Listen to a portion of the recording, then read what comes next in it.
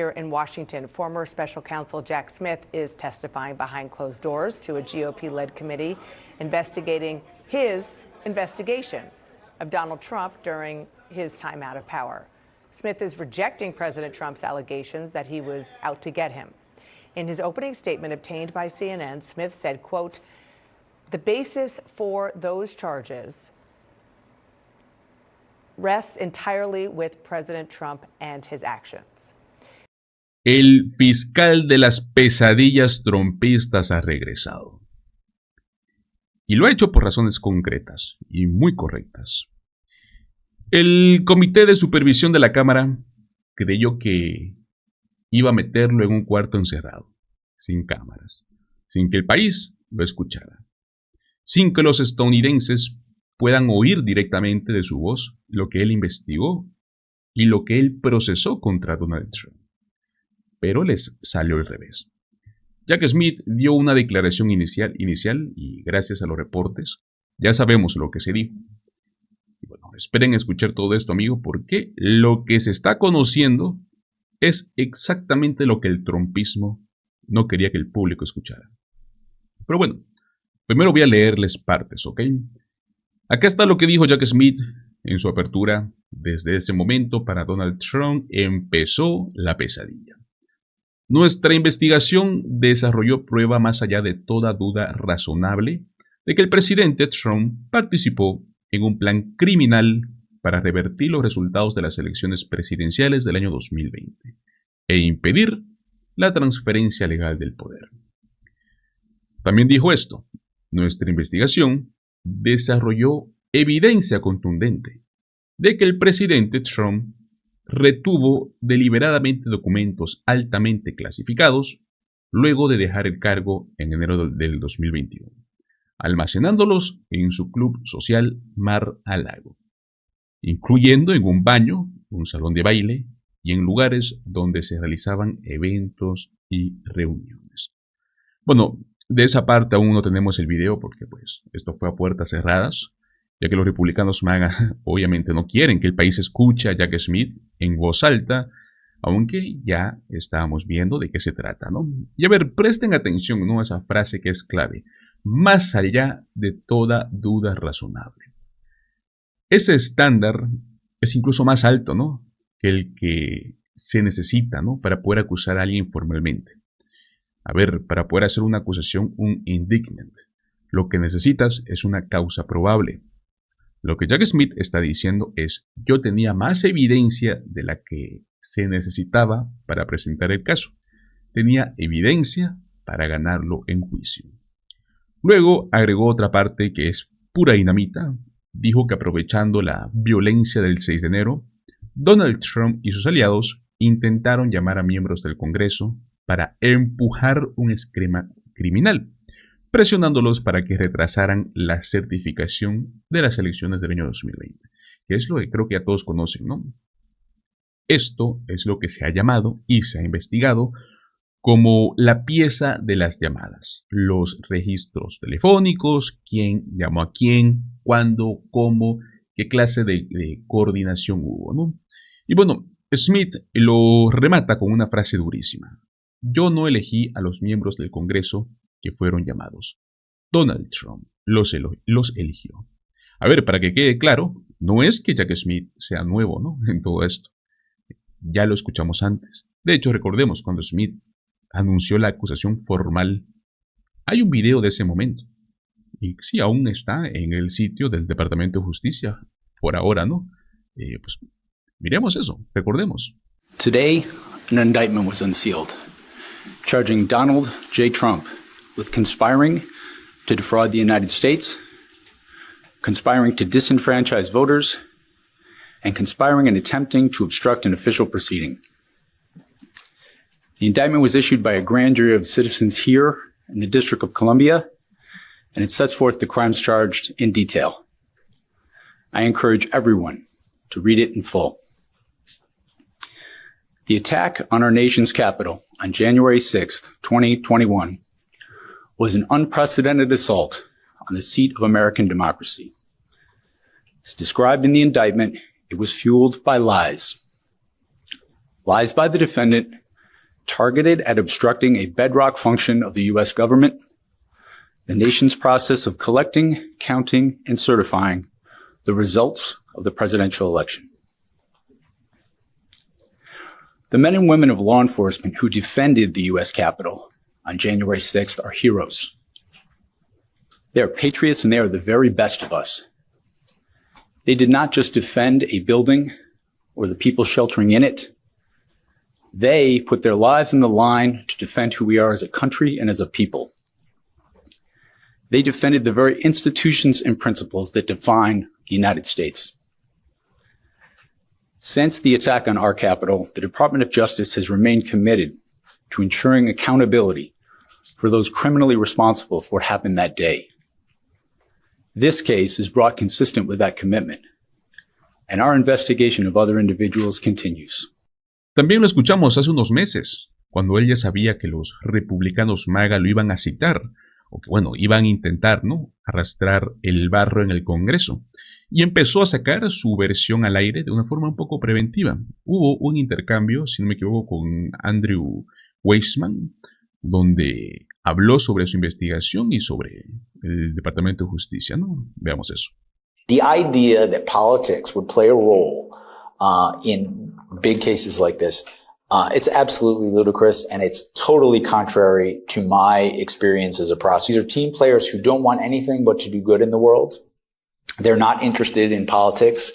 And I get very concerned when I see how easy it is to demonize these people for political ends. I worked in the department for years, Republican, Democrat, Republican. I was the acting U.S. attorney in the first Trump administration in Tennessee.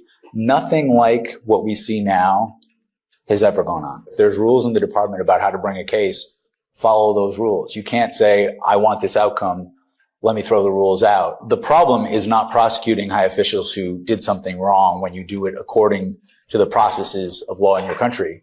It's the retaliation. That's the problem.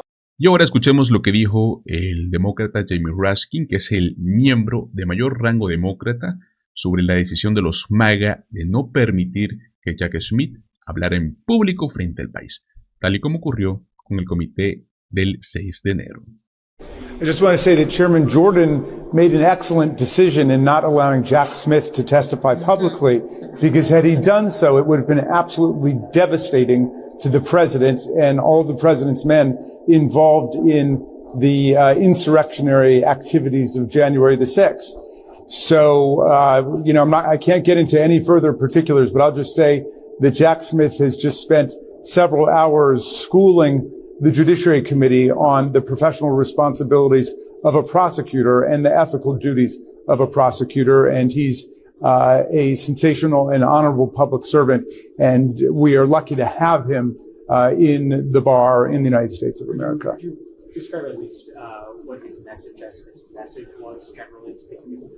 No, again, he's being answered. He's been asked and he's answering questions.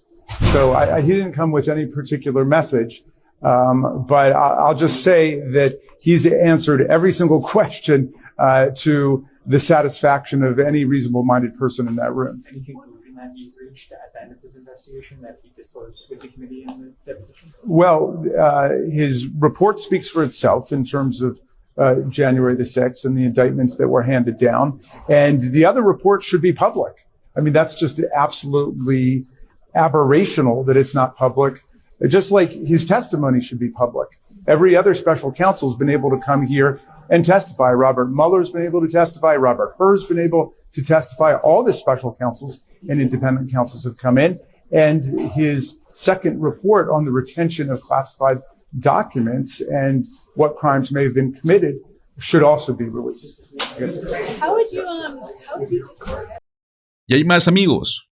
En la nueva información que está saliendo, Jack Smith también habría dicho algo clave para poder desmontar toda esta narrativa MAGA, ¿no?, de la cacería partidista, la cacería de brujas, ¿no?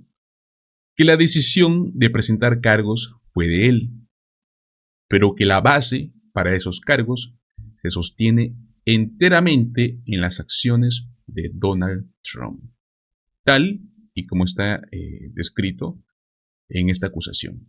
que fueron emitidos por grandes jurados. Y fue en 2 distritos distintos. Ojo con eso. O sea que su equipo encontró evidencia para poder probar más allá de toda duda razonable este esquema criminal. Que pues tomó su decisión sin importar afiliación política, actividades, creencias, religión, candidatura de Trump 2024, nada, ¿no? O sea, actuaron según lo que exigían los hechos y la ley. Que creo que es la lección más básica, ¿no? Para un fiscal que sea serio. Y que pues bueno, habría tomado la misma decisión si es que Donald Trump hubiera sido demócrata, hubiera sido republicano, lo que sea, no importa. O sea, esto es un mensaje directo, ¿no? Para esos miembros del comité que al parecer siguen fingiendo que esto era política, ¿no? Y encima también seguimos esperando, ¿no? Que Aileen Cannon o el 11º circuito liberen la parte 2, el volumen 2 de este reporte sobre Mar-a-Lago. Ya tuvimos el volumen 1. Y bueno, si leemos ese volumen junto con el reporte del comité del 6 de enero, yo creo que la pregunta real no es por qué lo investigaron, sino que ¿cómo demonios no lo investigaron antes? Donald Trump quiere que Jack Smith sea procesado. ¿Por qué? Por hacer su trabajo, por ser no partidista, por seguir la evidencia, por no dejarse comprar. Si un demócrata hubiera hecho la mitad de lo que hizo Trump, este mismo aparato estaría pidiendo cadena perpetua y en horario estelar, se los aseguro. Ahora, lo que viene es esto, ¿no? Hay 2 campañas mediáticas que están compitiendo, porque por un lado tenemos a Jim Jordan, James Comer, el ecosistema MAGA, ¿no? Que van a intentar, entre comillas, administrar el daño, porque van a comenzar a filtrar selectivamente, ¿no? Van a intentar esconder la transcripción, van a enterrarlo, van a apostar a que nadie lo lea, etc. Y, por supuesto, no lo quisieron televisar porque, a ver, como dijo Jamie Raskin, tienen todo que esconder. Esa es la campaña. Y la otra campaña es la de Jack Smith. No está solo, está rodeado de abogados que son pesados, como A.B. Lowell, y un equipo, ¿no? Que sabe cómo se juega esto. A ver, al final, seamos claros, la gente ya sabe quién es Trump, saben que es un delincuente condenado, saben que sigue haciendo maniobras turbias, saben que su régimen está tratando de taparlo todo. Entonces, si ellos pensaban que iban a convertir esta audiencia de Jack Smith a puertas cerradas en munición para poder vender la narrativa, ¿no? De la cacería de brujas, pues bueno, le salió mal. Porque lo que terminó ocurriendo fue que Jack Smith volvió a poner la verdad sobre la mesa. Y ese contraste es brutal, porque tenemos a un Jack Smith, un fiscal, un servidor público serio, competente, siguiendo los hechos, defendiendo el Estado de Derecho, y luego tenemos que un Departamento de Justicia bajo Trump y Pam Bondi, corrupto, partidista, propagandístico y incapaz de generar confianza, ¿no? Pero bueno, nosotros vamos a seguir paso a paso, como siempre.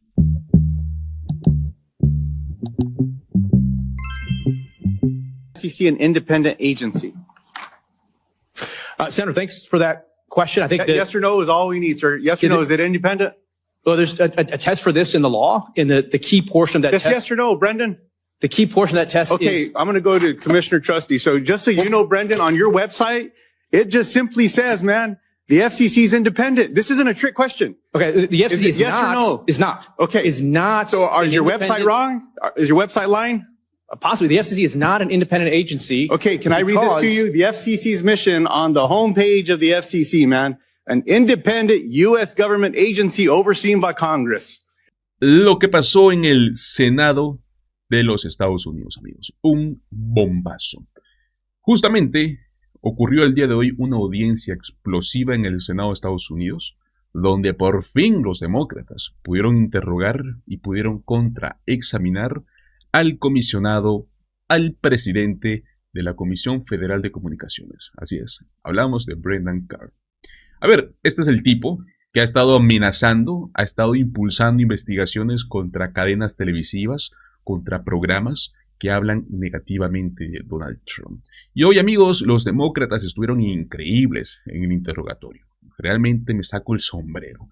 Lograron que Brendan Carr admitiera algo gravísimo, que ya no consideran a la Comisión Federal de Comunicaciones una agencia independiente, a pesar de que mientras se daba el interrogatorio, el propio sitio web de la Comisión Federal de Comunicaciones decía que sí lo era. Y bueno, vamos a ver los momentos más interesantes de esta audiencia, y quiero que empecemos con el senador demócrata Luján. Lo acorraló y Brendan Carr terminó prácticamente concediendo que él y Donald Trump ya no ven a la Comisión Federal de Comunicaciones como una agencia independiente. Pongamos ese clip. FCC an independent agency? Senator, thanks for that question. I think that, Yes or no is all we need, sir. Yes or no, is it independent? well, there's a test for this in the law, and the key portion of that Just test. yes or no, Brendan? The key portion of that test Okay, is. I'm going to go to Commissioner Trusty. So just so you know, Brendan, on your website, it just simply says, man, the FCC is independent. This isn't a trick question. Okay, the FCC Is it is yes or not. no? Is not. Okay. Is not. So is an your website independent- wrong? Is your website lying? Possibly. The FCC is not an independent agency. Okay, can I read this to because- you? The FCC's mission on the homepage of the FCC, man. An independent U.S. government agency overseen by Congress. Is that factual or is that a lie? The FCC is not formally an independent Is agency. this true or is this a lie? I'm happy to answer your question. Okay. The sine qua non of Thank you, Chairman. I'll independence get back is to you. being removable by the president. Chairman, I have a little bit of time. I'll get back to The you. FCC is sir. not an independent agency, formally speaking. Appreciate you saying that and being honest with the American people. Commissioner Trusty? Senator, thank you for the question. The president is the chief executive vested with all executive power in our government, and FCC commissioners are not, we do not have for-cause removal protections, which means that we aren't independent. So is your website lying? I can't speak to the website. I've not seen that. You all are the commissioners in charge of this place, right? So this stuff has to be approved by one of you. If this is lying, then you should just fix it. Let me just say that. That wasn't even my gotcha question. I'm surprised that I've burned up 3 minutes talking about this damn thing. Commissioner Gomez? Yes, and we should be. I appreciate that. Well, Mr. Chairman, if I could just submit the printout of the homepage of the FCC into the record, man, it says it's an independent agency. And if it's not true, then change it. Without objection. I appreciate that, sir. Luego entra el senador Kim y básicamente creo que lo traduce al idioma real. O sea, lo que acabas de decir es que la Comisión Federal de Comunicaciones ya no es independiente. Que tú no estás actuando como un regulador neutral. Que tú eres un operador político. Eres un instrumento del trumpismo. Miremos esto. Chairman Carr, I guess I just wanted to start with you. I was confused after hearing your response to one of my colleagues about the status of the FCC. I want to read you a quote here and see if you agree with it. Congress long ago determined that the FCC an independent expert agency. Is that correct or not? Senator, there's been sort of a sea change in sort of the law and the approach since I think I wrote that sentence. I'm Yes, assuming you did. since you gave it to me. You said it in front of Congress. Right. The view has been that the Communications Act was passed in 1934, 1 year before Humphrey's executor. And so Congress did not include in the Communications Act for-cause removal of FCC commissioners. So I can be fired by the president for no reason or any reason at all. The theory had been that courts would read for-cause removal into the statute, and that was the basis for that viewpoint. I think now it's clear that that's not the case. And so formally speaking, the FCC isn't independent because we don't have that key piece, which is for-cause removal protection. So when you're talking about all power vesting in the president, I mean, I just want to read this a little more because you're saying not just that it is an independent agency, but you're saying that Congress did not want these technical decisions to be made in a haphazard manner or based on misinformation or short-term political interest. Ahora bien, ojo, ¿no? Con lo que pasa de inmediato, luego de esto, es de locos, porque justo luego de esa admisión, la Comisión Federal de Comunicaciones cambió su sitio web. O sea, mientras ocurría el interrogatorio, el sitio decía Agencia Independiente y en ese momento cambió, removieron la frase, la borraron. Y el senador Kim lo señala en el mismo tono de ¿es en serio? porque esto es exactamente lo que hacen los regímenes autoritarios. Cambian el lenguaje oficial cuando los exponen. Miren ese intercambio. I guess I'd just like to be a little bit more direct here. Have you ever had a conversation with the president or senior administration officials about using the FCC to go after critics? Well, first of all, Senator, I don't get into the specifics of conversations that I have Okay, with well, the let me president. reframe it then. Would it be appropriate for the president or senior administration officials to give you direction to pressure media companies?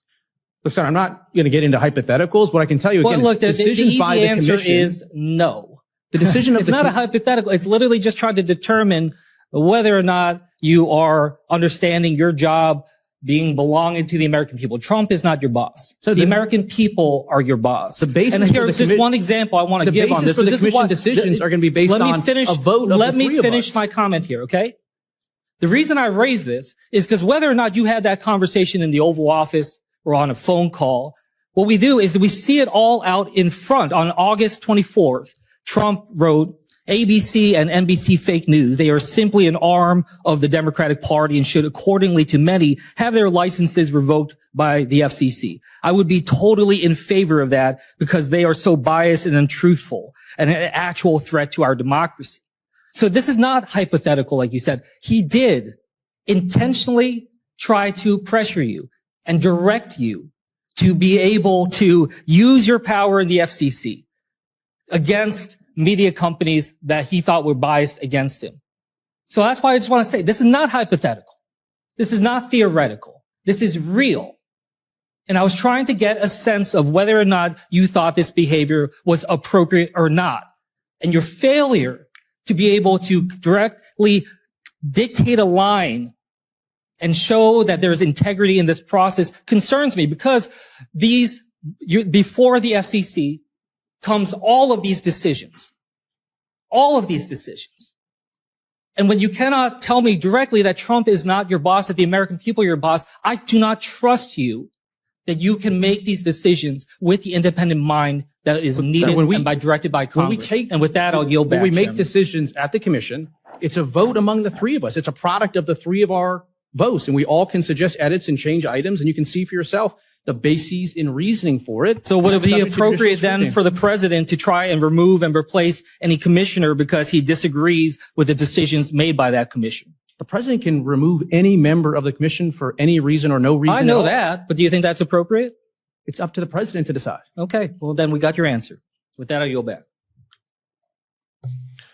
Ahí es cuando yo creo que se vuelve obvio todo lo que todos sabemos. Donald Trump está dirigiendo a Brendan Carr y el hombre está ejecutando. Persiguen a comediantes, persiguen a presentadores, persiguen a canales, persiguen a cualquiera que diga algo negativo sobre Donald Trump. Entonces, el senador Kim hace una pregunta que debería de ser muy fácil para cualquier comisionado de una agencia que de verdad sea independiente poder responder. ¿Tú ves a Donald Trump como tu jefe, sí o no? Y Brendan Carr se queda congelado. Se traba, evita contestar, porque a ver, antes con Biden, con Obama, o con Bush, o con Reagan, con quien sea, el estándar era claro. El presidente no es mi jefe. La Comisión Federal de Comunicaciones es independiente. Trump solo es el presidente, pero no es mi jefe. Yo soy independiente. Pero Brendan Carr no puede decirlo. Porque si lo dice, se contradice. Y si no lo dice, se delata. Miren cómo queda cuando le preguntan. So when you're talking about all power vesting in the president, I mean, I just want to read this a little more because you're saying not just that it is an independent agency, but you're saying that Congress did not want these technical decisions to be made in a haphazard manner or based on misinformation or short-term political interests. You specifically said it placed the authority outside of the executive branch for a reason. So you were not just stating what was the law at the time. You're stating the benefit that comes with the independence. So I guess I'm just trying to get a sense from you. If you don't think that the FCC is independent, then is President Trump your boss? President Trump has designated me as chairman of the FCC. I think it comes as no surprise that I'm aligned with President Trump on policy. I think that's why he designated me as chairman. But ultimately, Do you consider him your boss? ultimately, well, President Trump designated me as chairman. I can be fired by the president. The president is the head of the executive branch. The decisions of the commission. So he's your boss. Look, the decisions of the commission are going to be based on a vote of the three of us right here. So there are some things that are different about that. And our decisions are going to be based on the facts and the law and the record. You swore an oath when you came into your job, right?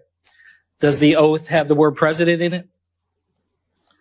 Senator, again, I'm not tracking this line. What I'm saying is every decision. Do you remember the oath that you took? Yeah. You swear an oath to protect what?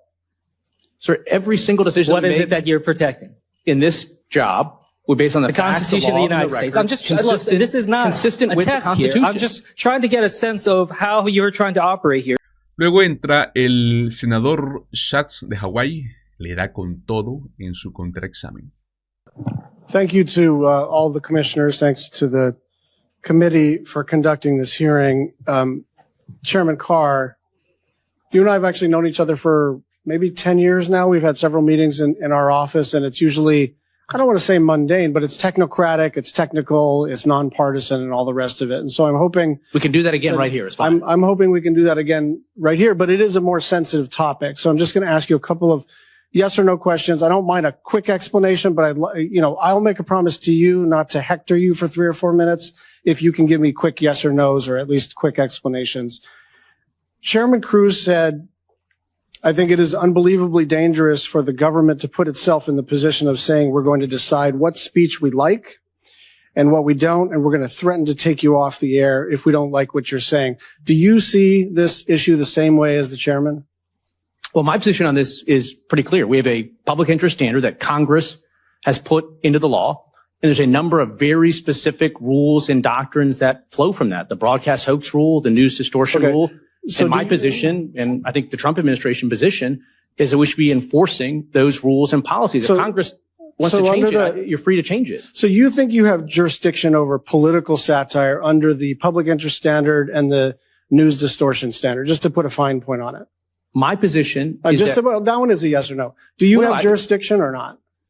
We have jurisdiction with respect to the broadcast airwaves uniquely to ensure that their operations are in the public interest. And there's very specific rules there, broadcast hoax and news distortion. So if there's a determination by the Federal Communications Commission that satire is not in the public interest, you believe you have the authority to revoke the license of the broadcaster? That's not my position at all. Okay. My position is if the use of the facilities is in the public interest. Then let me clarify the question. Satire that's not broadcast hoax, that's not news distortion policy, is perfectly fine. But I also don't understand the conversation about what satire are we talking about? Where was there satire? We're not doing the questions in this direction. Y continúa más presión, porque claro, quieren que quede clarísimo, ¿no? El patrón, esto no es una regulación, esto es una represalia política desde el Estado, mandado directamente por orden del trumpismo, ¿no? Veamos esto. Asking you, do you think it is appropriate for you to have an opinion at all in your official capacity about what a comedian says, as offensive as it may have been?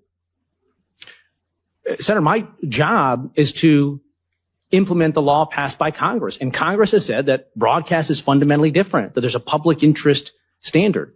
Do you think there are decades of precedent on this? Do you think there are any conservative commentators or conservative comedians or conservative satirists that ever say anything offensive that you would consider investigating?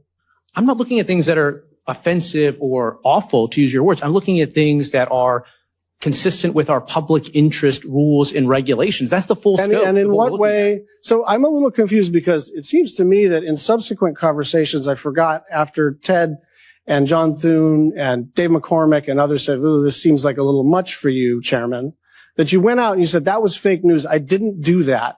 This is fake news. I am not doing that. I'm not going after Jimmy Kimmel." And now you're saying you have a perfect right to go after Jimmy Kimmel. And I'm wondering which one it is. No, two different things. Democrats at the time were saying that we explicitly threatened to pull a license if Jimmy Kimmel wasn't fired. That never happened. That was nothing more than projection and distortion by Democrats. What I am saying is any broadcaster that uses the airwaves, whether radio or TV, has to comply with the public interest in it. And licenses are not sacred cows. Yes, you can do things to lose a license. But if we want to change that, that's up to Congress. And one idea, for instance, is why don't we put all the broadcast TV licenses up for auction? And if people want to buy them without the public interest obligation, they can do that. But look, there was a bargain here. I mean, you're kind of tiptoeing through the tulips here, right? Because what you actually said is they have a license granted by us at the FCC that comes with an obligation to operate in the public interest. We can do this the easy way or the hard way.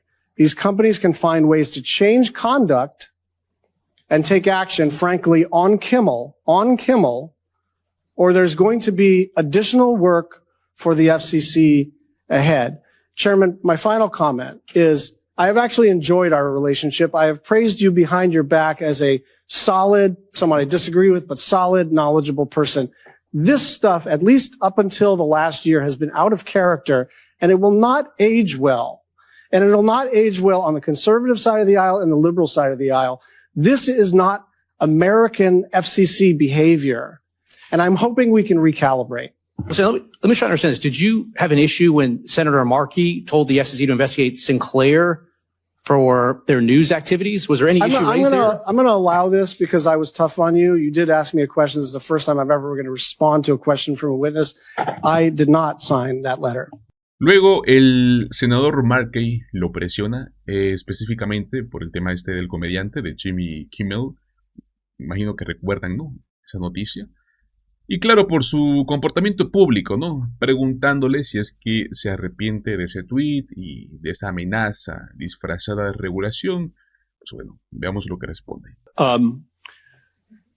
Chairman Carr, you are not reinvigorating the public interest standard. You are weaponizing the public interest standard. That is what the Carr FCC is doing every single day.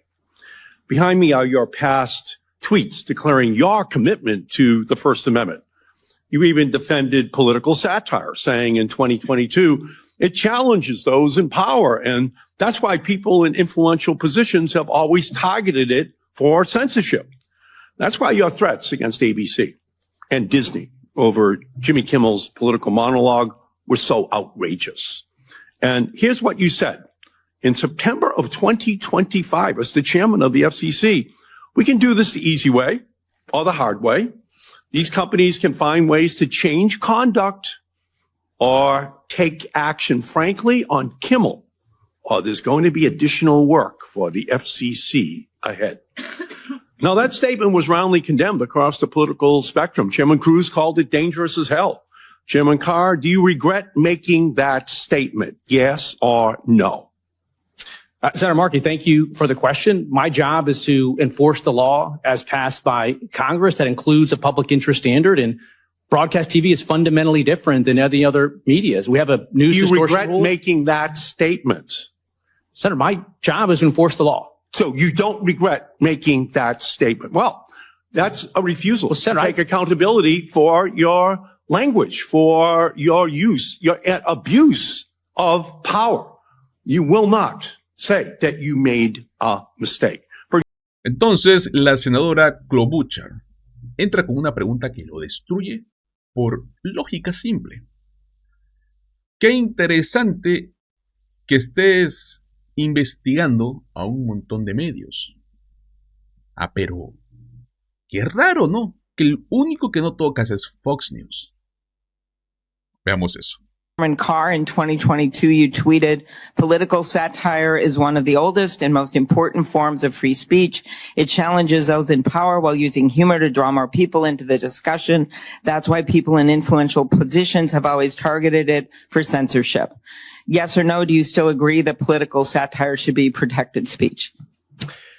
Yes, Senator. And whenever that satire or any other programming is over the public airways for broadcasters, there's a public interest standard.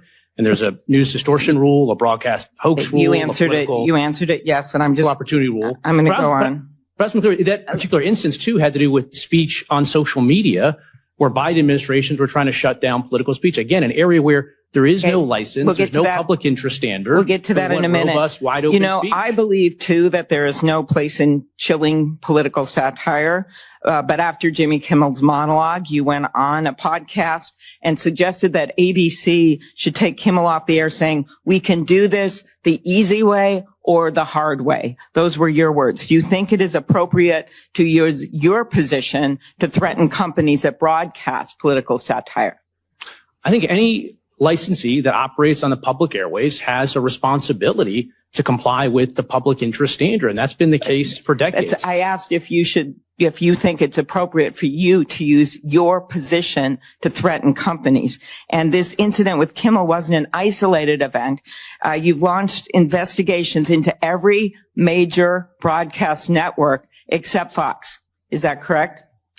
I don't know if that's true or not. We do have investigations going on NPR and PBS. We have a number of investigations that are ongoing. I think if you step back over the years, I think the FCC has walked away from enforcing the public interest standard, and I don't think that's a good thing. Okay, you brought up social media. So do you think it's appropriate for after a horrific murder and the stabbing of Rob Reiner and his wife, do you think it's appropriate for someone to say that it happened when they know better, reportedly due to the anger he caused others through his massive, unyielding, and incurable affliction with a mind-crippling disease known as Trump derangement syndrome?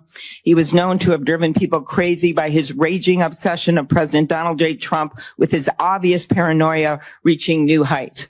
Do you think that's appropriate for the President of the United States to do that? And if Jimmy Kimmel would have said that, would have you have threatened to take him off the air?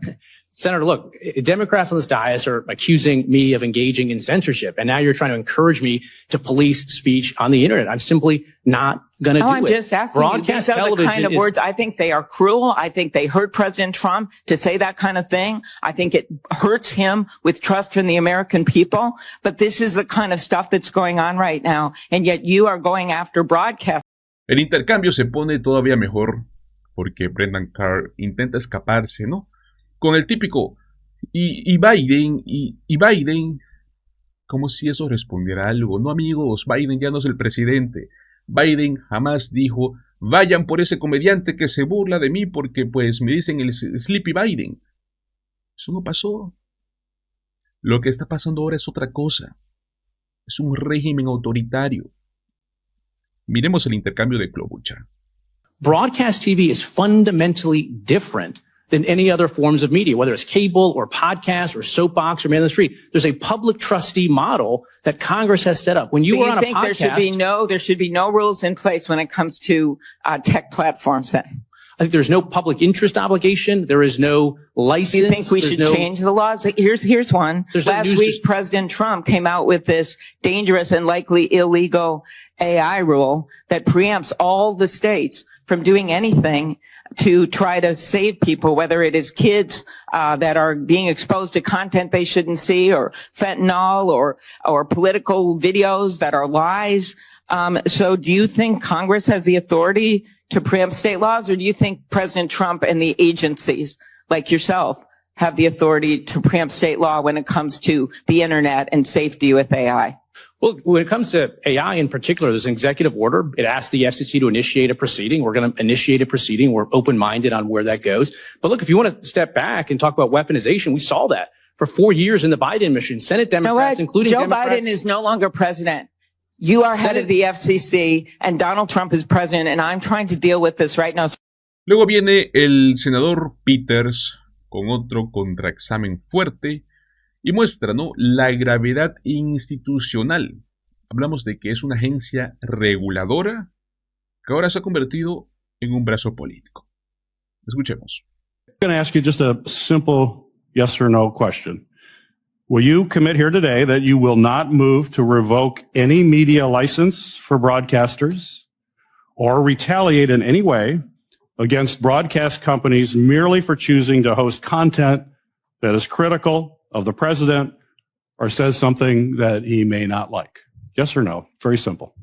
Senator, any broadcaster that complies with the public interest standard is not in any risk at all. If a broadcaster is engaging in broadcast hoax or violation of news distortion policy or political equal opportunity there's going to be work for the FCC potentially there. So this should be a pretty easy question. Do you think the FCC should protect free speech? Yes. Okay. So if you will not revoke licenses, so we can go back that you will do it. You won't revoke licenses or retaliate if they're simply engaging in free speech. Senator, first of all, the Supreme Court has expressly said there is no First Amendment right to an FCC license. And the Supreme Court has said that the FCC enforcing the public interest standard on licensees is not a violation of the First Amendment or censorship. And you get to determine what is the public interest. So if the president is offended, you think, wow, that's the public interest. No one should ever offend a president. That seems to be counter to our whole history in this country. People are always critical. I don't care who the president is, a Democrat or a Republican. We should be able to make fun of them. That's what a healthy democracy is. You can make fun of your leaders. I'm trying to kind of speak truth to power. So I don't understand that. This should be fairly easy. When you say make fun of the president, you're talking about the Kimmel issue? I'm talking about any president. If you have somebody as a comedian, you can use his example. Kimmel was not making fun of the president. What Kimmel said is we hit some new lows over the weekend with the MAGA gang trying to characterize this kid who killed Charlie Kirk as anything other than one of them. It appeared to be an effort to mischaracterize the motivations of one of the most significant political assassins. We also know that the president does not like that kind of, and I don't want to make just the issue of the community because it's broader than that. That had nothing to do with the public interest is a lot broader than that, and it shouldn't be you that determines that. That's called what is in a democracy. People are free to, they're free to say things that you may not like, I may not like. But that's why we always defend that. Well, I'm running out of time here. Commissioner Gomez, I'm running out of time. Commissioner Gomez. It is public interest standard. If they want something different, then they need to change the law. I've got limited time here. Senator. Aquí viene una de las frases más duras porque Markey lo acusa de estar presidiendo no la Comisión Federal de Comunicaciones, sino la Comisión Federal de la Censura. Y claro, ahí vemos, ¿no? Cómo Brendan Carr se nota incómodo. Porque, a ver, cuando te dicen eso en una audiencia oficial, no es un insulto cualquiera. Es una advertencia democrática, ¿no? Miremos. In your response to my oversight letter in September on the Kimmel incident, you repeatedly stated that the media companies made their own decisions in preempting and suspending Kimmel. You seem to think that your words, the most powerful communications regulator in America, especially your threats, don't matter. So just to be clear, your position is that your mafia threats had nothing to do with Nexstar and Sinclair and Disney's decisions to preempt and suspend Kimmel. Is that your position? Is that your point, that you had nothing to do with the suspension of Kimmel? Senator, you look at the evidence, the express statements by every single company involved, from Nexstar to Sinclair to Disney, as recently as last week, is that they made these business decisions on their own. The record is clear on this. And again, you're refusing to take accountability for your own words. You intimidate the companies. They do what you want. And then you say, well, it was up to them. You're the chairman of the Federal Communications Commission. Actually, you're now the chairman of the Federal Censorship Commission. And these broadcasters, they feel that censorship. Your broad authority over the media industry, especially broadcasters, your words and actions matter. Y bueno, señores, mientras todo esto pasaba, quiero que tomen la dimensión del nivel de enfermedad autoritaria que estamos viendo. Porque al mismo tiempo que Brendan Carr actúa como prácticamente el zar de la censura de Donald Trump, el propio Trump está transformando la Casa Blanca en un museo de propaganda. Un muro con descripciones insultantes, conspirativas, degradantes contra expresidentes. Ya no es política lo que vemos en Estados Unidos, amigos.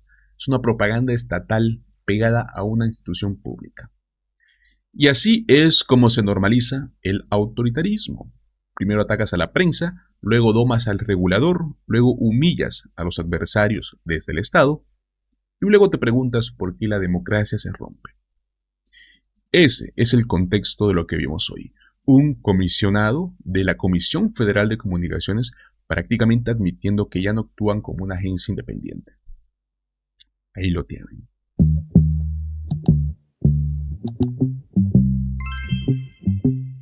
I can't comprehend it, but Caitlin, I'd like to point something out. Just last week, and I think the dam is breaking. Many Republicans may not have called him out, but last week, 13 Republicans voted with Democrats to overturn one of President Trump's executive orders, which enabled him to fire federal workers. We also saw Indiana Republicans vote against redistricting.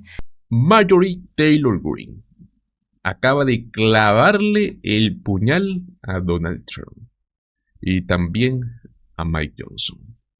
Ahora, lo más fuerte es lo que está diciendo, o bueno, lo que dijo en CNN, ¿no? Que la represa se rompió, que el dique se dio, que dentro del Partido Republicano oficialmente ya empezó una rebelión abierta. En otras palabras, está diciendo que esto ya no es un par de personas inconformes.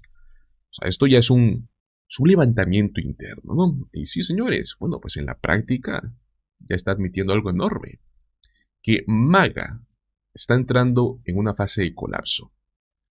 Porque cuando la gente empieza a sentir el golpe en el bolsillo, ¿no? En la salud, bueno, pues el culto se agrieta.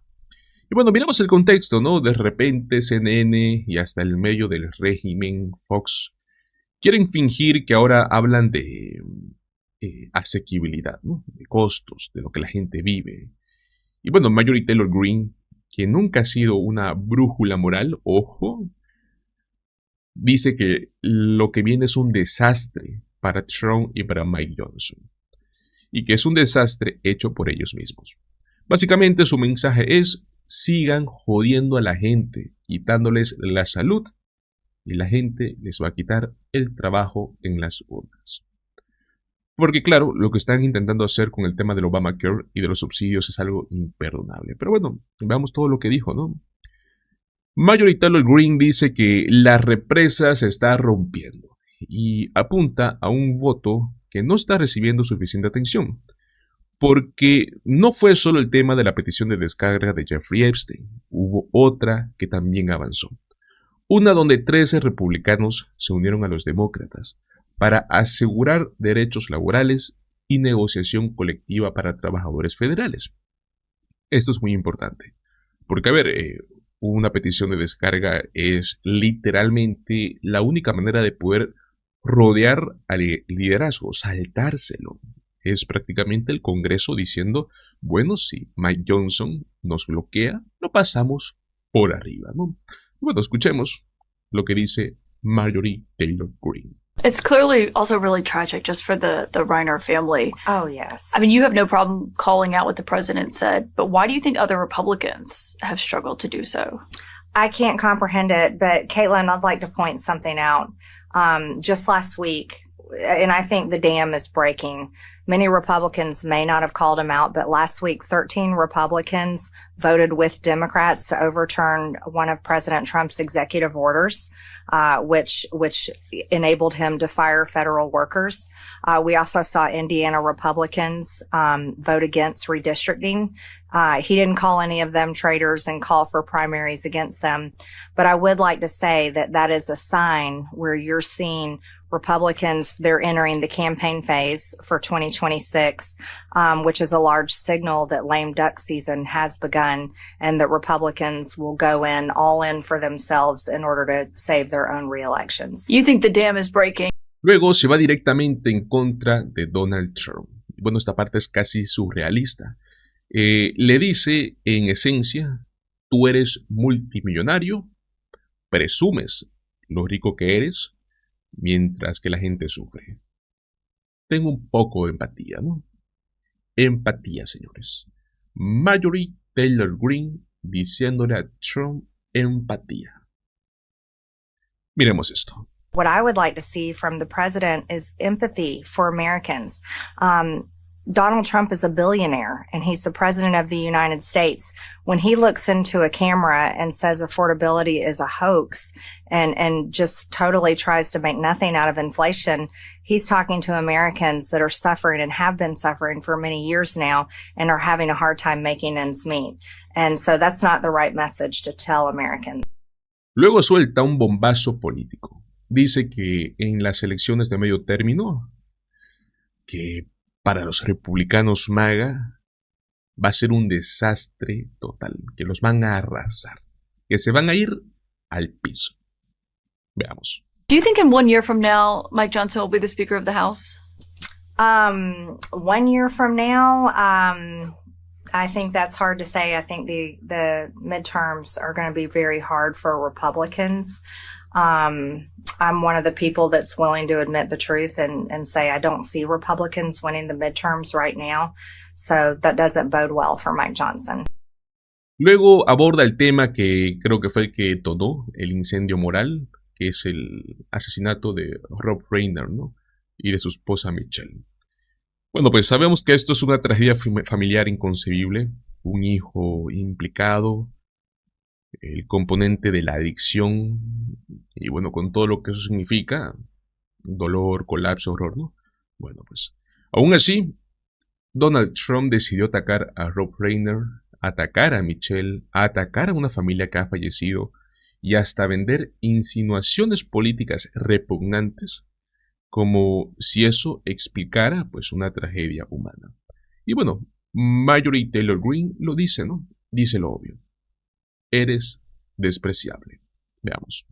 His supporters, including myself, we didn't appreciate hearing the president, who himself was shot, and after Charlie Kirk's horrific murder, we didn't appreciate, even if you don't agree with Rob Reiner politically, there was no reason for his statement to be the statement that he made. Yeah, when he says, I mean, it was just in the immediate aftermath of us finding out about Rob Reiner, and obviously now his son has been taken into custody. You've said that his murder was not about politics or political enemies. The president called him bad for our country and said he was a deranged person as far as Trump is concerned. I thought that statement was absolutely completely below the office of the President of the United States, classless, and it was just wrong. It's a tragic murder. It's a family ripped apart. And from my understanding, what I've seen on the news, it was drug abuse and mental illness. And many families across America deal with family members that are drug addicts or have mental health issues. And I think the president should have responded with compassion and talked about those issues. He didn't have to make it about politics. And I think that was, it was really below what we expect our president to talk like. Luego lanza otra advertencia, y es: no se olviden de los archivos de Jeffrey Epstein. Y dice que las víctimas y sobrevivientes también tienen una lista de hombres ricos y poderosos, y quieren que esos nombres salgan. Hasta el punto, cuando incluso figuras de MAGA te dicen no lo olviden, es porque saben que esto puede volverse una bomba que ya nadie puede controlar. Veamos. You mentioned the few places where you've broken with him, including on the Epstein files and having those released. The DOJ deadline is Friday. And Susie Wiles was actually pretty critical of the Justice Department's handling of this so far. She said there is no client list, and it sure as hell wasn't on Pam Bondi's desk. Why do you think the Attorney General said that it was then? I'm not sure. I don't have specifics on that, but I've listened to the women themselves. And the women themselves, a smaller portion of them, which is, there's a lot of them. They think there's around 1,000 victims, but a smaller portion of these women say that there is a list of men, rich, powerful men, that they were passed around to. Now, that's a list that they have kept to themselves, frankly, because they're terrified. These women don't have money to pay attorneys if they get sued. Every expense comes out of their own pockets. And after death threats that I've received, supporting and keeping my name on the discharge petition, for the first time, I can understand exactly what they've been intimidated by for so many years. So as far as what Susie Wiles and Pam Bondi were talking, I can't speak to specifics on that, but I can speak to what the women have told. Ahora bien, mientras Marjorie Taylor Greene nos dice que la represa se rompe, veamos qué pasa en el Capitolio. Hay reportes desde el Congreso y bueno, nos muestran exactamente eso, ¿no? Republicanos inquietos, presionados, mirando opciones para poder saltar a su propio liderazgo. Veamos. Well, there's a lot of news, and I'll tell you right now, Katie, there's something else that's going on right now at this moment. House Republicans are on the floor about to lose another vote, a key vote that would allow them to bring a series of bills to the floor of limited interest, Katie, to most people on planet Earth, but of intense interest to me. They are losing a bill that would allow them to bring up a permitting reform bill. This House Republican conference, Katie, is just an unmitigated disaster. I mean, it's just, and we see right here, 206 to 210, 6 Republicans voting against the resolution. They cannot get anything done on health care. They have a bill on the floor this week that's just a bunch of warmed over Republican health care policies that they've already passed this Congress. Moderate Republicans, the majority makers, Katie, the people that made Mike Johnson the speaker, and before that, Kevin McCarthy, the speaker, they want to vote on extending these premium subsidies for Obamacare, the same thing we've been now talking about for 5 or 6 months. They are, the speaker is not allowing that to happen in short. He wants them offset with other budget cuts. He has concerns about pro-life provisions in these subsidies, and the moderates are just furious with him. But Katie, the entire conference is getting pretty tired of this. I mean, ever since the shutdown, they have not, and frankly, ever since July, they've not been able to get their act together.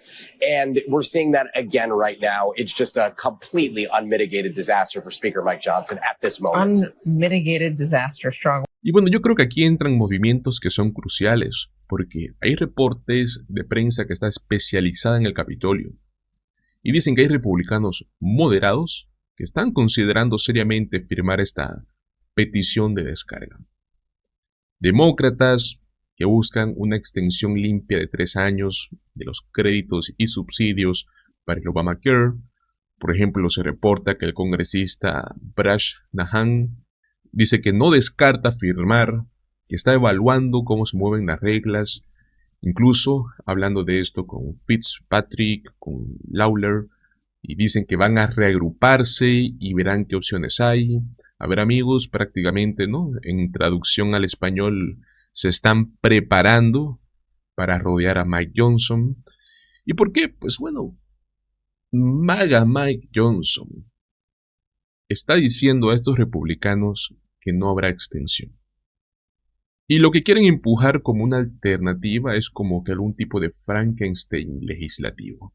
Es un proyecto armado como que a las apuradas, no tiene un proceso serio, no tiene un markup, no hay agendas ideológicas metidas, incluyendo restricciones a derechos reproductivos, pero sin resolver lo central. A ver, amigos, el costo de la salud, la pérdida inmediata de la cobertura.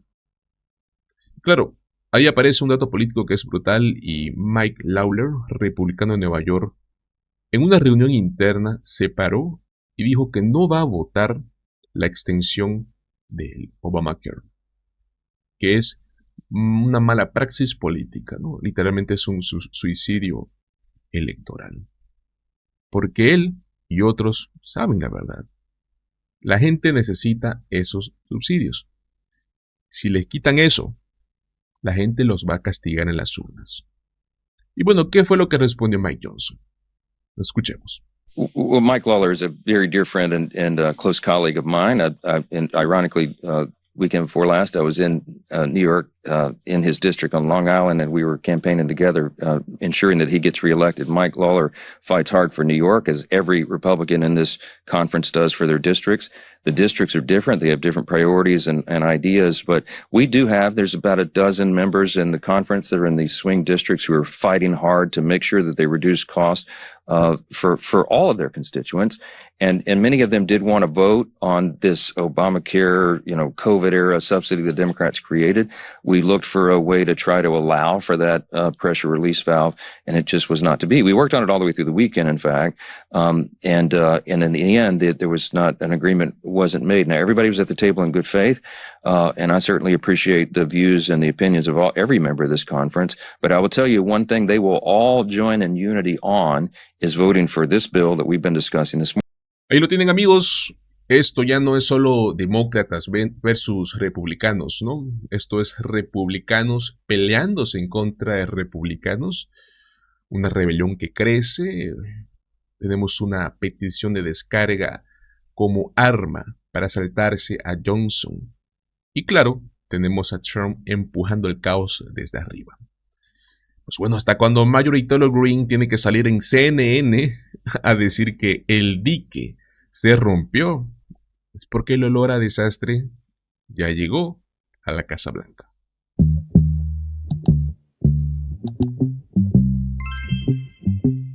Ken, you also have new reporting along with Carol Leonnig that Deputy FBI Director Jan Bongino says he'll leave his job early in the new year. What can you tell us?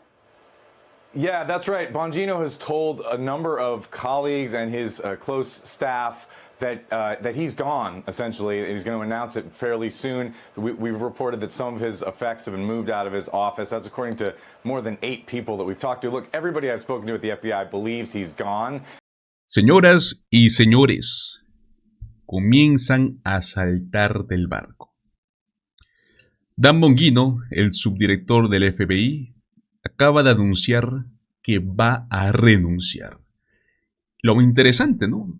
Justo cuando se supone que van a salir los archivos de Epstein, porque la fecha límite es el próximo viernes. Ojo con esto. Yo creo, y es muy importante, que el Departamento de Justicia y el FBI estén bajo vigilancia. Porque se los aseguro, van a intentar obstruir y bloquear gran parte de los documentos que mencionan a Donald Trump. Aquí está lo fuerte y lo interesante, ¿no? A ver, Dan Bongino pasó días negando los reportes de que se iba, y ahora sale él mismo a admitirlo. Y encima también vimos cómo Donald Trump fue intervenido por algunos periodistas, y justo le tocan este tema y él se burla, como diciendo, sí, creo que Bongino solo quiere volver a su show. Recordemos que antes él era un podcaster y era el podcaster conspiranoico, el que hablaba todo el tiempo de Jeffrey Epstein. Pero bueno, veamos lo que publicó Dan Bongino. Dejaré mi puesto en el FBI en enero. Quiero agradecer al presidente Trump, a la fiscal general Pam Bondi, al director Kash Patel por la oportunidad de servir con propósito. Lo más importante, quiero agradecerles a ustedes, mis compatriotas estadounidenses, por el privilegio de servirles. Dios bendiga a Estados Unidos y a quienes la defienden. Y a ver, solo basta con observar la secuencia, ¿no? Porque los expone. A las 12:55 p.m., Dan Bongino les comentó a los de MSNBC, en un reporte muy sólido con Carol Leonnig y el equipo, que cuando le pidieron un comentario sobre la historia, ¿no?, de que se iba en enero, él respondió, impriman lo que quieran, que igual nadie les va a creer. Y luego, 5 p.m., Bongino sale a decir, dejaré mi puesto en enero. O sea, primero el insulto, ¿no? Y luego lo confirma, un clásico. Pero bueno, escuchemos lo que dijo Donald Trump sobre Dan Bongino.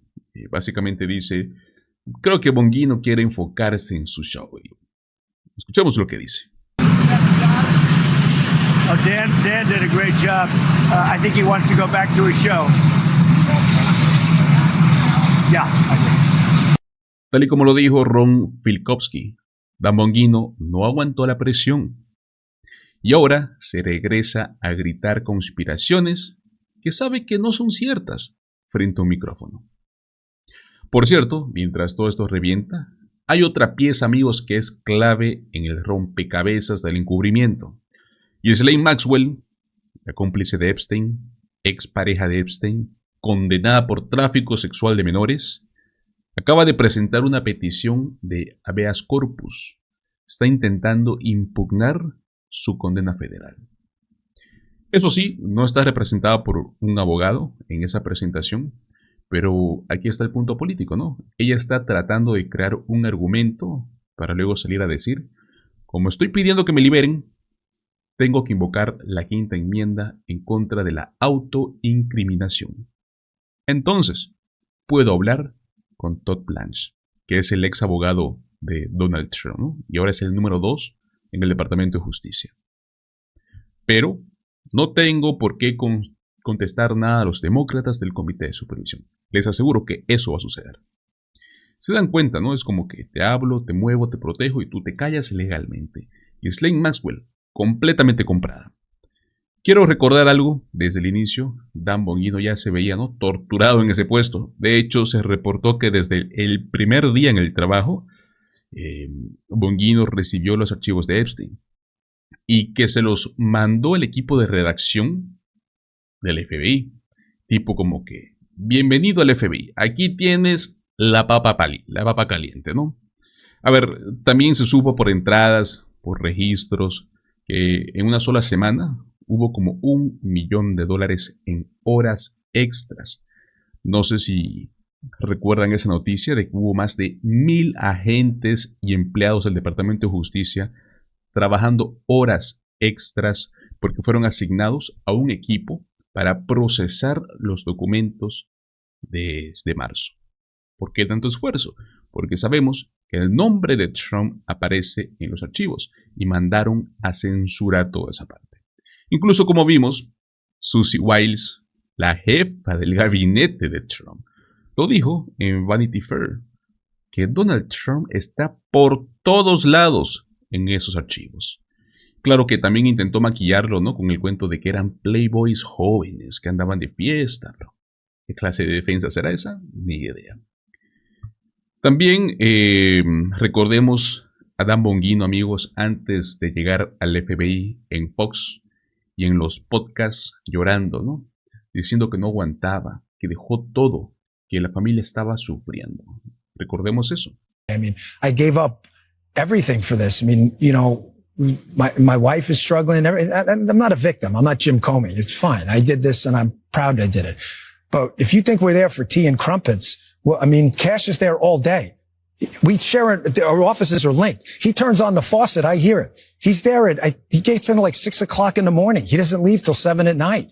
You know, I'm in there at 7:30 in the morning. He uses the gym. I work out in my apartment, but I stare at these 4 walls all day in DC, you know, by myself, divorced from my wife, not divorced, but I mean, separated, divorced. And it's hard. I mean, you know, we love each other and it's hard to be apart. But you're doing some great work. You're straightening out the FBI, you're moving buildings. There's a lot of change. I got one more thing. Y sigue con lo mismo, ¿no? Que esto es durísimo para mi familia, que las amenazas, que el hate, que el odio. Pues bueno, miremos. Before we get into specifics, what did you think the job was going to be like? What is it like? You know, the biggest lifestyle change for me has been family-wise. I mean, we already went through this with my time in the Secret Service. But, you know, when the president called and asked if I would take the job, you know, you can't tell your audience for years, go out and do stuff. Talk is cheap. And then when the opportunity comes to do stuff, I didn't mean me, you know, I meant you. It's kind of you're a fraud. I mean, you don't sound like a fraud. You are one.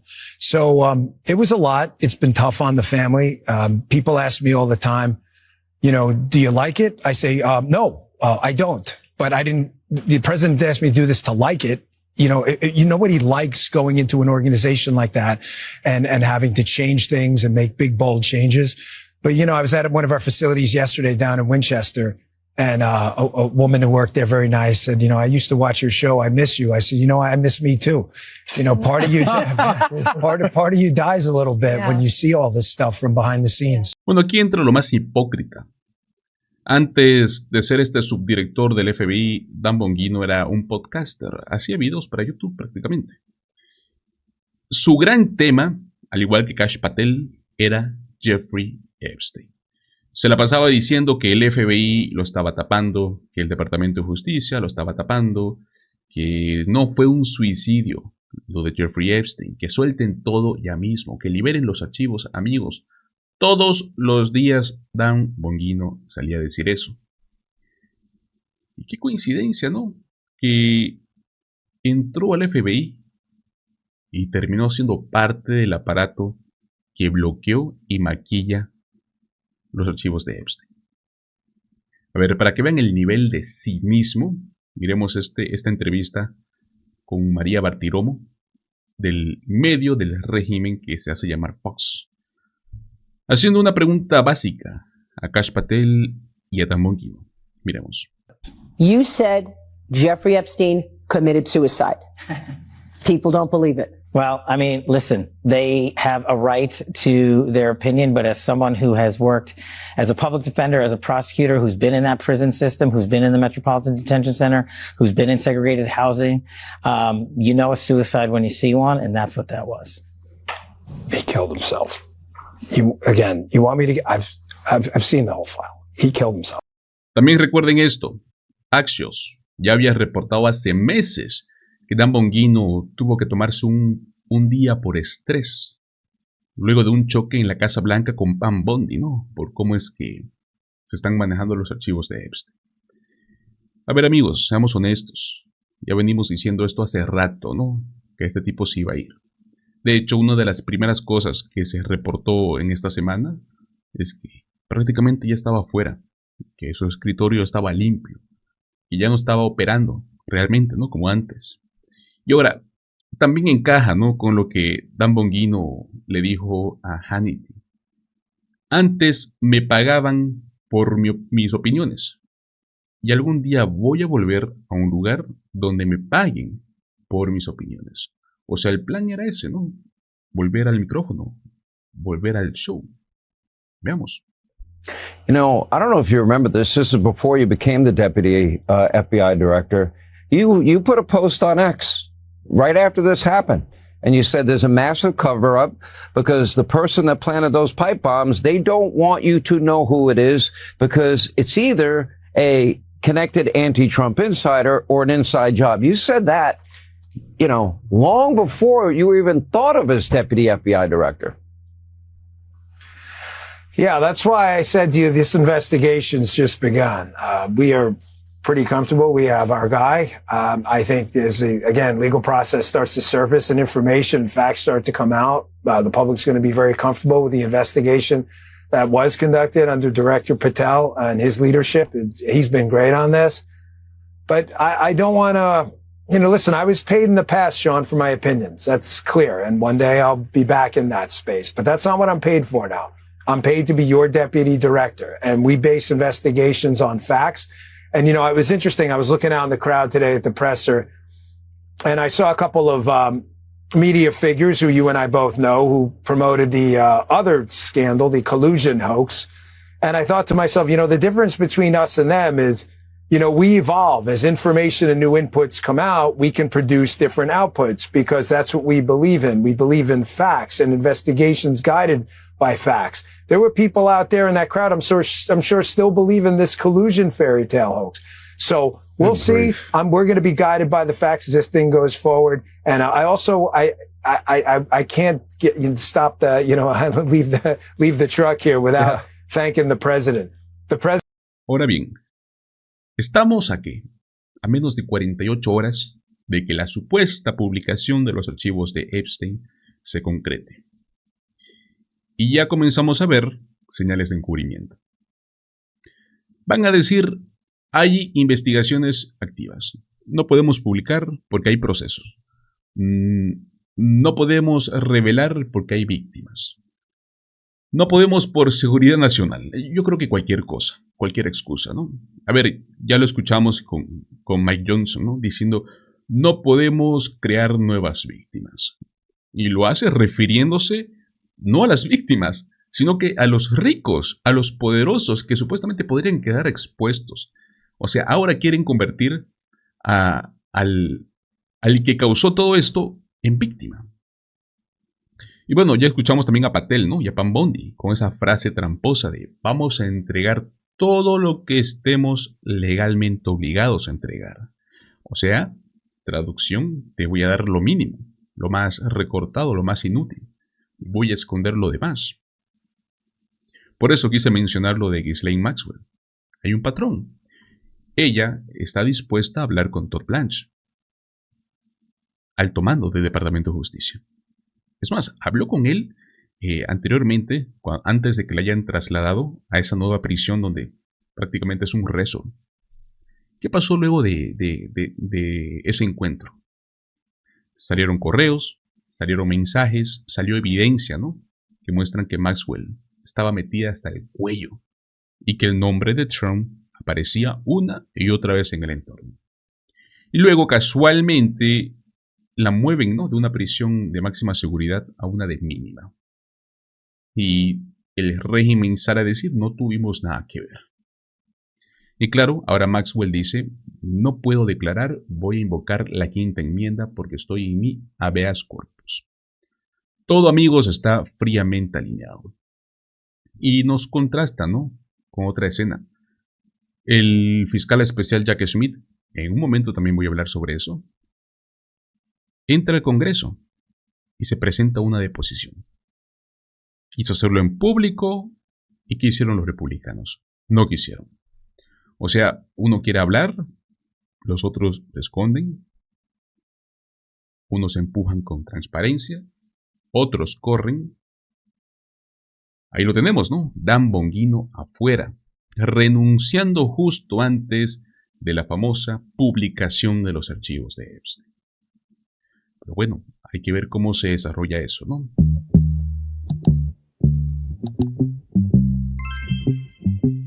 Mr. Speaker, let's be honest about what's happening here, because this really is not that complicated, and the American people aren't stupid. This Republican bill does not fix the health care crisis facing this country. It doesn't even try. And instead, Republicans are going to raise costs, weaken coverage, and deliberately allow the Affordable Care Act tax credits to expire, knowing full well that millions of families will lose affordable coverage as a result. Bueno, señores, si necesitaban más evidencia de que el Partido Republicano se está rebelando contra Donald Trump, contra Mike Johnson, pues bueno, no hay que buscar más allá del Congreso de los Estados Unidos. Es ahí donde los republicanos en el Pleno acaban de clavarle el cuchillo a Mike Johnson por la espalda. Lo dejaron prácticamente sin control de su propio cargo. Y de paso, le están creando a Trump un problema que puede convertirse en un golpe mortal para su mandato. Pero bueno, señores, vamos a meternos en esta bomba política de los republicanos volteándose en contra de su propio liderazgo. Pero antes, les recuerdo que si no le están llegando las notificaciones cuando hacemos directos, cuando hacemos un video, les pido que por favor verifiquen si es que lo tienen activado, se suscriban al canal, le den me gusta y compartan nuestro contenido. Bueno, amigos, antes de que entremos al movimiento que hicieron 4 republicanos que básicamente dejan a Mike Johnson desnudo políticamente, quiero que empecemos con el demócrata que puso el dedo en la llaga, el que explicó con claridad por qué es que está explotando esta rebelión. Y ese es Jim McGovern. Están destrozando el plan de salud falso de Trump, el sabotaje de Johnson y el funcionamiento de esta oligarquía republicana. Escuchemos lo que dice. Mr. Speaker, let's be honest about what's happening here, because this really is not that complicated, and the American people aren't stupid. This Republican bill does not fix the health care crisis facing this country. It doesn't even try. And instead, Republicans are going to raise costs, weaken coverage, and deliberately allow the Affordable Care Act tax credits to expire, knowing full well that millions of families will lose affordable coverage as a result. That outcome is not a side effect, it's the point. For more than a decade, Republicans have promised a better health care system, a replacement for the ACA, something, anything that would justify taking coverage away from people who need it. 10 years later, there is still no plan, no replacement, no solution. And why? Because they are totally fine with the system of the haves and have-nots. They want a system where those at the top have affordable care and everyone else is left in the dust. Republicans have controlled the House of Representatives for 3 long years. And during that time, the priorities of this majority have been crystal clear. When billionaires, CEOs, and corporate special interests need something, Republicans move with lightning speed. Tax breaks for the rich and powerful pass overnight. Loopholes appear out of nowhere. Regulations vanish into thin air while big oil, big tech, big banks and get whatever they want. Republicans have no problem handing out massive tax giveaways to donors who write big campaign checks, no problem padding the profits of greedy corporations, no problem voting to give the Pentagon $8 billion more than it even asked for without so much as a shrug. But when it comes to working people, when they need affordable health care, suddenly the story changes. Suddenly there is hand-wringing. Suddenly there is paralysis. Suddenly the money is gone. Suddenly America can't pay for it. My friends, if you're okay with that, we do not share the same values. If you think it's fine to give handouts to billionaires while stealing health care from regular people, we do not have the same moral compass. Because the bottom line is this country has a Republican Congress that works just fine for the rich and powerful while telling everybody else to tighten their belts. There is always money for giveaways to CEOs and corporate stock buybacks. There is always money for billionaire tax shelters. But when a working family needs help staying insured, Republicans say it's too expensive. So this is a question of our priorities as a nation. What makes this even more infuriating is that Democrats have already put forward a responsible and reasonable solution that would help stop this crisis in its tracks. We have 218 people who have signed this discharge petition. 4 Republicans signed this discharge petition, and I hope that they will vote to bring this same bill up today. And to the moderates who didn't get the opportunity to sign it, I say this. This is your chance to get on record and show your constituents that you're serious about getting this done. Imagine what that would mean. It would mean lower costs, stable coverage, a Congress that proves it still answers to working families instead of to the billionaire class. And instead, we get this GOP inaction and incompetence. Look, at the end of the day, health care coverage should not depend on how much money someone makes. We live in the richest country on earth. Health care should be a human right, available to every person in every community without exception. Prácticamente lo dijo todo. Los republicanos están dilatando, están mintiendo.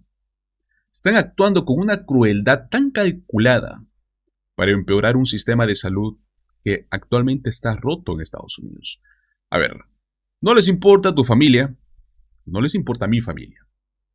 Les importan sus donantes multimillonarios, sus amigos que se están volviendo más ricos cada día. Y claro que el contraste es obsceno. A ver, hasta se habla de que Elon Musk va camino a convertirse en el primer trillonario del mundo. Mientras que en Estados Unidos hay niños que hoy por hoy no pueden ni acceder a atención básica. Hay 22 millones de personas que están a punto de ser expulsadas de su cobertura médica si es que dejan expirar los subsidios del Obamacare el próximo 31 de diciembre. Por eso es que los republicanos se están volteando, están entrando en pánico, porque ellos entienden que esto es tóxico, que la palabra Obamacare ya no asusta como antes, que, pues bueno, es un programa popular y que dejar que los subsidios expiren significa una sola cosa: premios del seguro disparándose, millones de personas quedando expuestas. Por eso es que ocurrió lo que ocurrió. 4 republicanos de algunos de los distritos más competitivos del país se rebelaron, se voltearon contra Mike Johnson, se voltearon contra Donald Trump y firmaron lo impensable. Firmaron oficialmente una petición de descarga que le da a los demócratas las firmas necesarias para forzar una votación en el Pleno sobre una extensión que sea limpia, por lo menos de 3 años, con subsidios del Obamacare. En otras palabras, estos republicanos dijeron: hasta aquí llegamos, porque saben que si se quedan pegados al plan de Trump, se van a hundir con él en las próximas elecciones de medio término. A ver, la noticia es esta: republicanos centristas se rebelan y firman una petición para forzar una votación sobre la financiación del Obamacare. Estos subsidios mejorados, si es que expiran el 31 de diciembre, van a provocar que los costos del seguro se disparen para millones. Y si expiran los famosos tax credits premium, los costos podrían duplicarse en promedio, por lo menos para 22 millones de estadounidenses que obtienen esta cobertura. Ahora, lo más importante, políticamente, ¿no? Los 4 republicanos representan distritos que literalmente pueden definir si es que los republicanos mantienen o pierden su mayoría. Porque la mayoría republicana en la Cámara, señores, es algo estrecha. Uno de ellos es Brian Fitzpatrick. Dijo que su mano fue forzada por la negativa del liderazgo republicano a negociar. Según él, intentó por 4 meses proponer ideas y enmiendas y claro, Mike Johnson las rechazó todas. Lo dijo clarísimo. La única política peor que una extensión limpia de 3 años sin reformas es dejar que todo expire sin tener un puente. Y remata, fue el propio liderazgo, o sea, Mike Johnson, que forzó este resultado. Mike Johnson creó el incendio y ahora pues está llorando, ¿no? Porque hay mucho humo.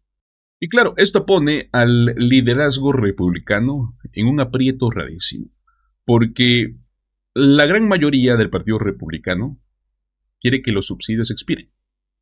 Pero ahí tenemos a un grupito pequeño que quiere extenderlo para evitar el golpe brutal que van a recibir los estadounidenses con las primas de sus seguros. Mike Johnson intenta tapar este agujero con un plan republicano de salud que prácticamente nadie conoce. Y bueno, pues es algo así llamado como ley de primas de atención médica más bajas para todos los estadounidenses. Suena bonito, pero en la práctica es el típico paquete de eslogans. No resuelven el problema central que es el costo real de la salud. Y sobre todo, el golpe inmediato que viene cuando los subsidios se acaban. Seamos sinceros, cuando alguien te dice tenemos un plan de salud y no hay un proceso serio, no hay audiencias, no hay detalles claros, yo creo que ya sabemos cómo termina, ¿no? No hay plan, es una cortina de humo. Y esto que estamos viendo no es un evento aislado. A ver, 2 peticiones de descargas en un solo mes, obligando a Mike Johnson a reaccionar. Yo creo que ya demuestra algo obvio, ¿no? Mike Johnson tiene muy poco poder. Y el verdadero speaker de ese partido es Donald Trump. Entonces, si el liderazgo se supone que responde a Trump, ¿por qué Trump no puede controlar a su propia gente? Porque está débil.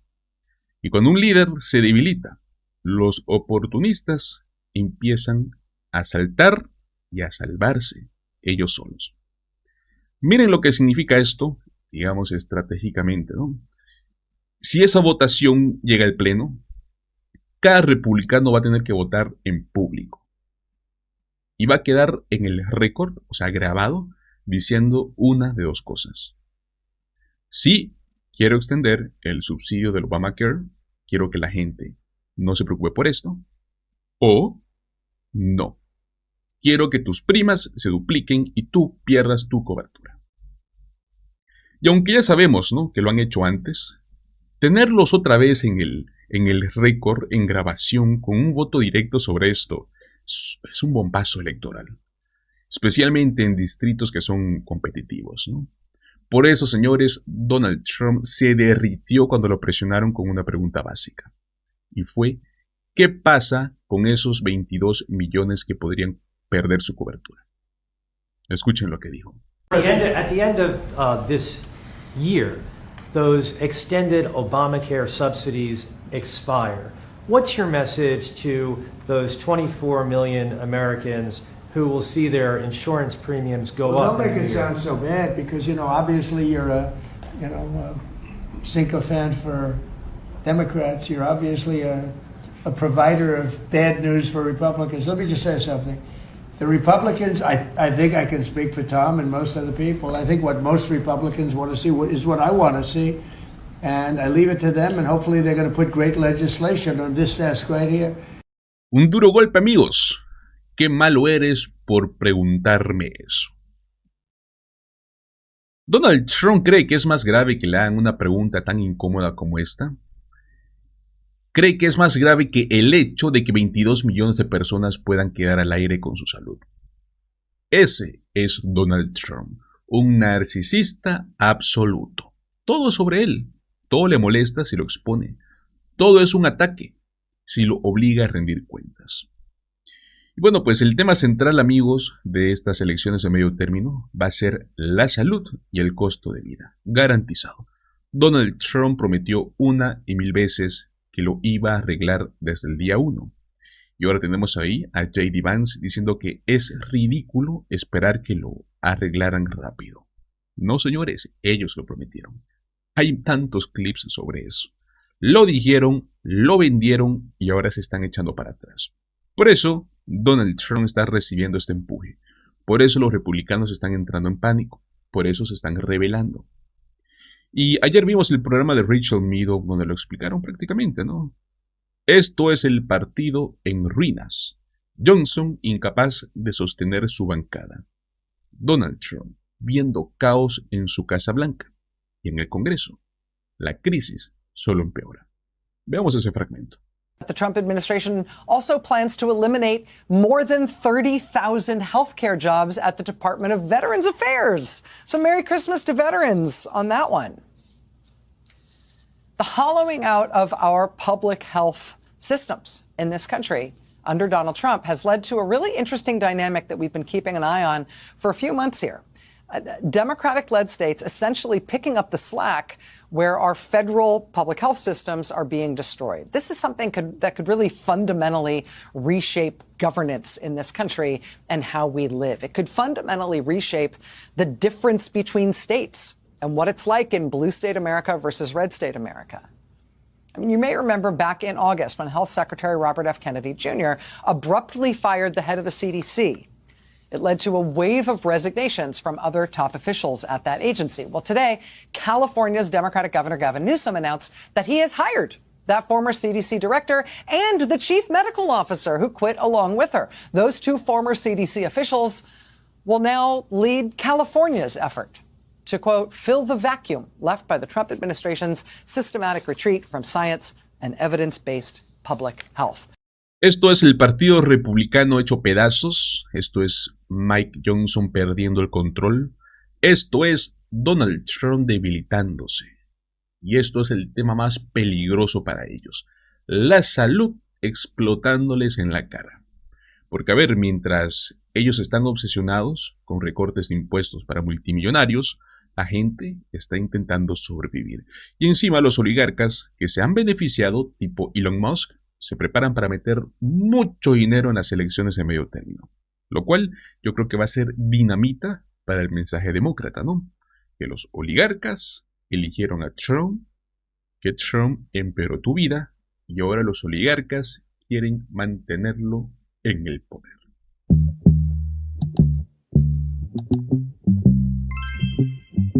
And the only time anybody could see those planes was when those bomb chutes open up, because it becomes totally unstealth when it goes. I explained that to Mark Levin once. You're going in, you go like this, and as soon as it goes like this, for some reason, the plane is totally visible, not good. And I watched it happening, and just, it's like I'm sitting home watching it. You know, it's amazing. The Situation Room is an amazing place. But I watched him go, bing, bing. It went bing, bing, and two massive 100,000-pound bombs come pouring out. Bueno, señores, Donald Trump nos dio uno de los discursos más extraños, más desquiciados, más desconectados que hemos visto dentro de la Casa Blanca. Para rematar, se supone que esto era un evento oficial, ¿no? Una fiesta de Hanukkah en la Casa Blanca. Y pues bueno, Trump no empezó con un mensaje de unidad. No empezó con el supuesto mensaje solemne. No empezó con un mensaje serio. No, amigos. Empezó haciendo ruidos. Literalmente. Bing bong, bing bong. Escuchen. But I watched him go bing, bing. It went bing, bing, and two massive 100,000-pound bombs. Ya desde ahí no sabemos que este es uno de esos momentos de ese tipo de crisis mental al estilo trumpista, ¿no? ¿Qué estará improvisando? ¿Qué está pasando? Pues bueno, se pone a hablar de su salón de baile dorado, que según él va a costar $400 millones. Que a ver, va a ser grandioso. Que va a tener, atención, un vidrio impenetrable. ¿En serio? O sea, eso es lo que al parecer está pensando el pueblo estadounidense hoy. Que por fin Trump estará a salvo detrás de un salón dorado con un vidrio impenetrable. Escuchemos. For 150 years, they've wanted a ballroom, and we're giving them, myself and donors are giving them free of charge for nothing. We're donating a building that's approximately 400 million. I think I'll do it for less, but it's 400. I should do it for less. I will do it for less. But just in case I say 400, otherwise if I go $3 over, the press will say it costs more. I build under budget and ahead of schedule, right, Jason? Always. Luego mete a Miriam Adelson, la multimillonaria, ¿no? Que según se reporta dio como 250 millones de dólares en estas últimas elecciones del año 2024. Y claro, ahí empieza el nivel de ¿esto es una parodia o es algo real? Bueno, pues Trump menciona que ahí está Alan Dershowitz, el mismo que está vinculado por el entorno de Jeffrey Epstein, el que siempre sale con la excusa, ¿no? De que sí recibí masajes, pero que tenía la ropa interior puesta. Y bueno, en medio de todo eso, según lo que dice Donald Trump, Miriam Adelson básicamente le suelta: te doy otros 250 millones para que corras otra vez en el año 2028. Y ahí la gente empieza a cantar, ¿no? Como si hubiera sido un mitin, no un evento institucional. Observemos esto. And now I met Alan Dershowitz, and he said the legal thing about 4 more years. And I said, Alan, I agree with you. So we can do it. Think about it. Alan's here someplace. Where's Alan? Alan is here, or he had a flight? Alan is here. Think about it. Thank you. Maybe I will be the first one who told you, or second. Yeah. She said, think about it. I'll give you another 250. I will give. But her husband, Sheldon, was an amazing guy. Luego empiezan los elogios, ¿no? Donald Trump dice que ha hecho tantas cosas por Israel que tiene que leerlas. Y bueno, suelta, ¿no? Dice, miren, tengo páginas, páginas y páginas.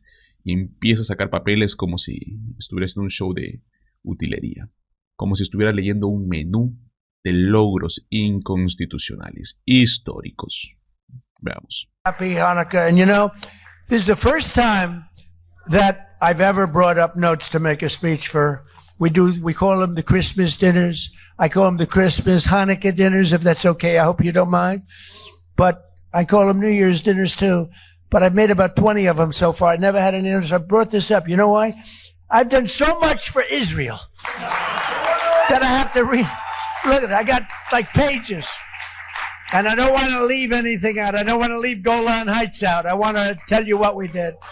But it's an honor to help you. I have so many friends, and a lot of you are right in this audience. Ahí aparece Mark Levin, el presentador de Fox.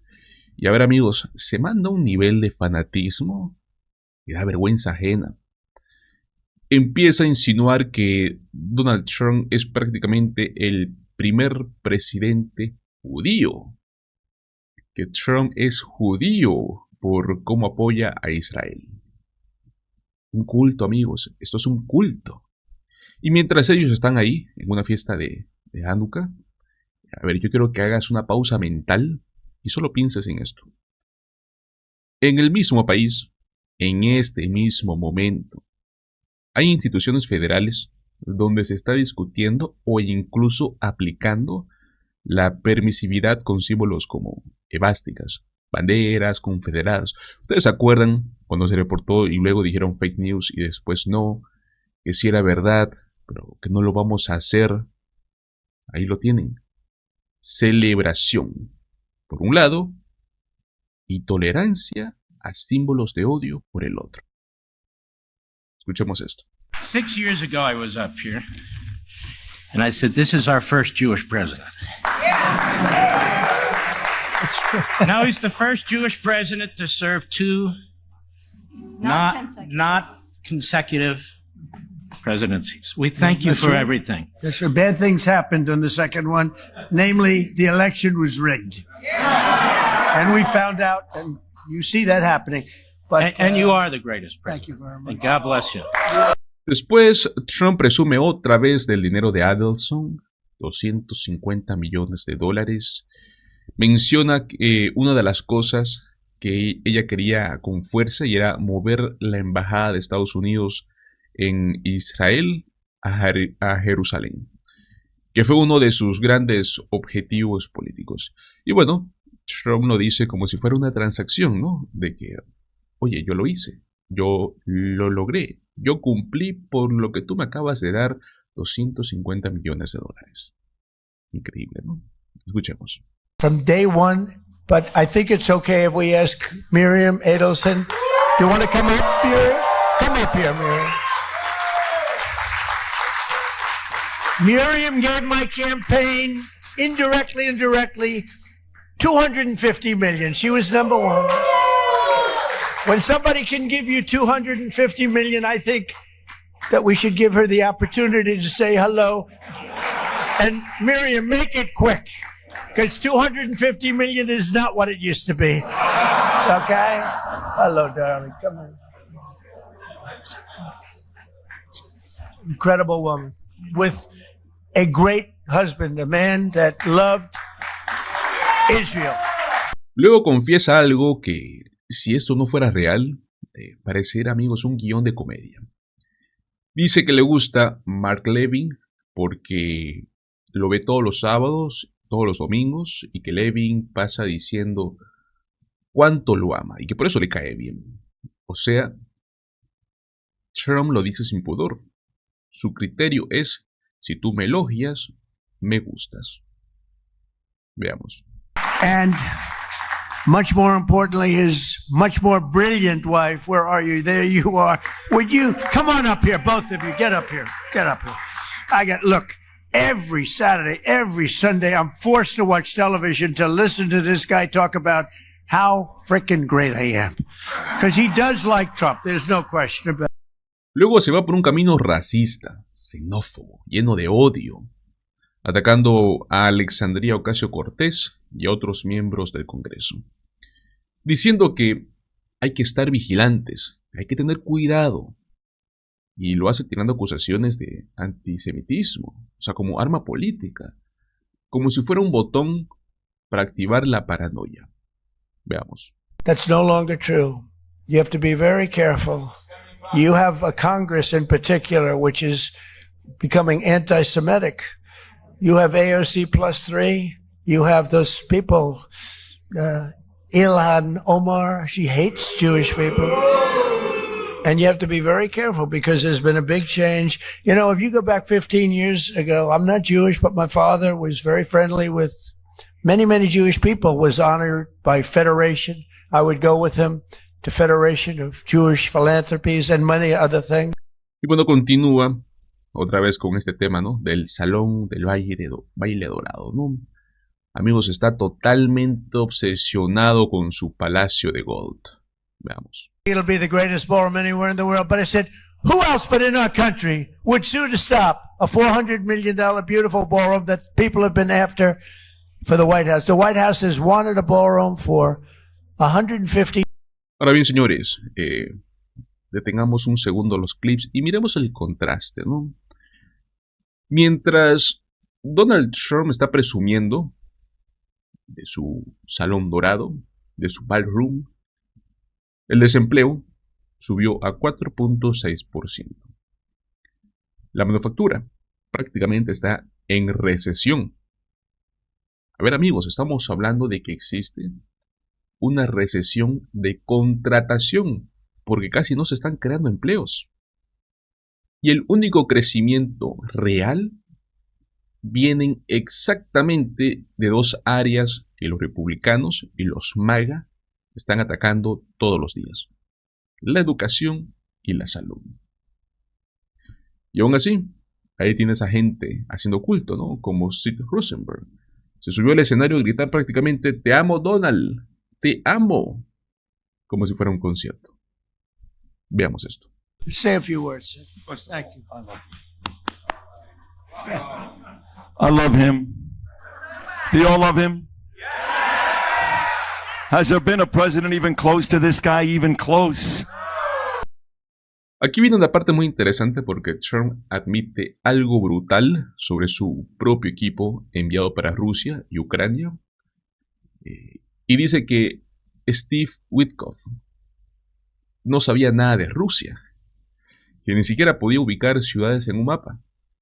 Y aún así, en la misma oración, él dice que es buenísimo, ¿no? ¿Buenísimo en qué? A ver, Steve Witkoff está junto a Jared Kushner. Kushner, hasta el momento, lo único que nos ha demostrado es que sabe cómo hacer negocios ilícitos cuando tiene un cargo en el gobierno. ¿O acaso se olvidaron de los millones que hizo en negocios ilícitos con Arabia Saudita? Pero bueno, escuchemos. Steve's a great deal maker, but I noticed one thing about him. He had the greatest personality. He was a real estate guy in New York. He knew less about rivers and meets and bounds in Russia and the various places he's working on. He knew nothing about it. But I recognized for 20 years, I've been dealing with everybody in New York. I said, Steve has the best personality. I have other guys that are great deal makers, but you have to go into World War III before the deal. We didn't want that. I said, everybody loves Steve. He's a great deal maker, but everybody loves him.